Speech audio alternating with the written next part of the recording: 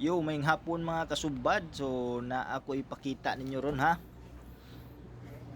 Magluto tag Bisayang manok. So wala na intro ni. Tara, let's go. Sugdan na to. So diyan ko giandam diri karon mga kasubad. So mo na ni. Andam na ako'y kamunggay. So diya sa tay tanglad. Na atay sibuyas Bombay, luya, unya kapayas. Perfect na atong tinulang Bisayang manok ani mga kasubad. So diara.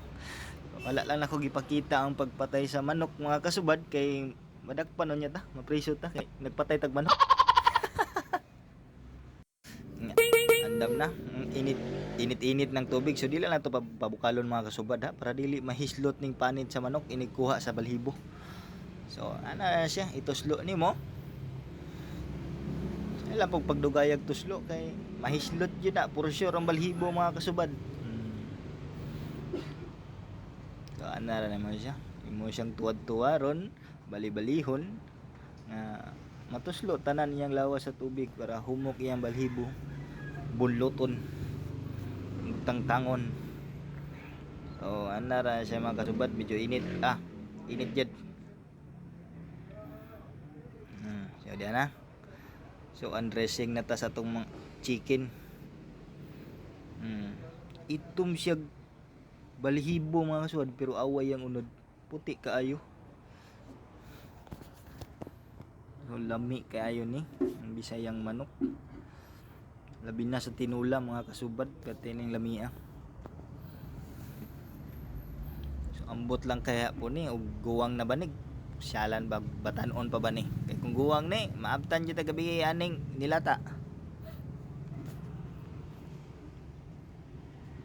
So while nagbunlot sa balibo diya, shout out diya kay Surik Hill.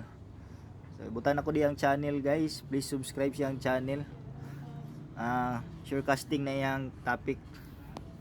So pag nagkuwag sa balibo, mga idangdang na to siya sa kayo kay para mawagtang sa itong mga pino niyang balibo. So alam po kay dugaya dia kay mahimo gyud na siyang lechon imbis tinulang Bisaya.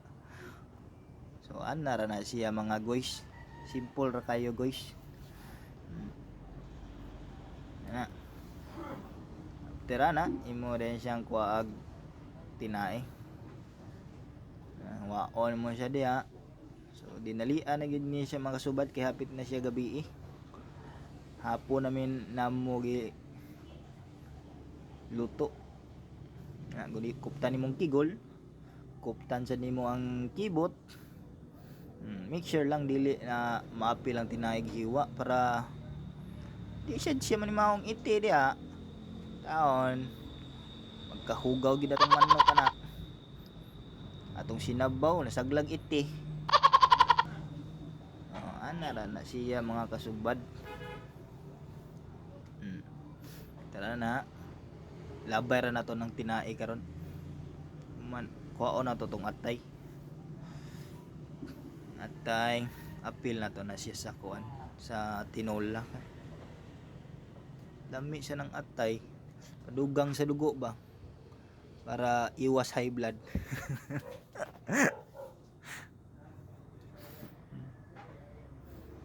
Naran na siya kadali. So simplihan lang atong recipe karon. Tinolang Bisaya nga manok with malunggay and papaya. So niya na na-slice na nako ta ng mga ingredients na to diha pati ang manok na chop na sad. Na siya mga kasubad. So add lang tag cooking oil. Sinsya na kayo mong kuan kaha kaldero. So lunod nimo ang sibuyas og luya, gisa lang nimo. And after medyo muhumot-humot na siya, ilunod din natong manok. So nara na siya. Lunod na itong manok mga kasubad. So diara. Ato na siyang ilunod. Siya igisa sana nato din na sa to sa buwan mga kasubad kay para maitos to yang duga sa manok ba nya dali ra sad siya maluto. Nya mawala yang langsi.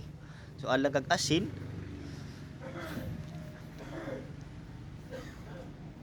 add sad kag paminta mga kasubad. Paminta.